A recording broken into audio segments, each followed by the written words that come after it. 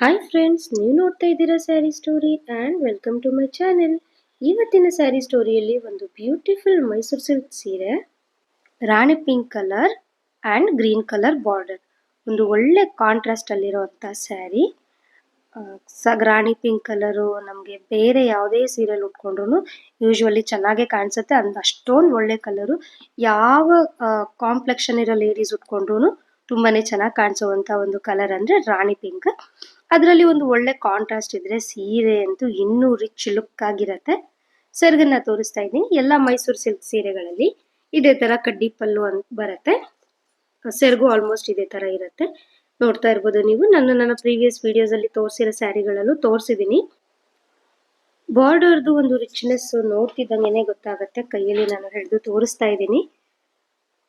So ಉಟ್ಕೊಂಡಾಗಂತೂ ಇದು ತುಂಬಾನೇ comfortable feel ಕೊಡುವಂತ ಸ್ಯಾರಿ.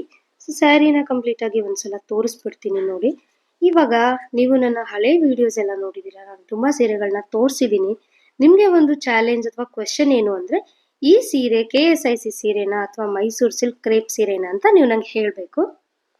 ಸೊ ಬ್ಲೌಸ್ ಬಂದು ಇದು ಕಾಂಟ್ರಾಸ್ಟ್ ಸ್ಯಾರಿಗೆ. ಸೊ ನಾವು ಕಾಂಟ್ರಾಸ್ಟ್ ಬ್ಲೌಸ್ ಉಟ್ಕೊಂಡ್ರೆ ಚೆನ್ನಾಗಿರುತ್ತೆ.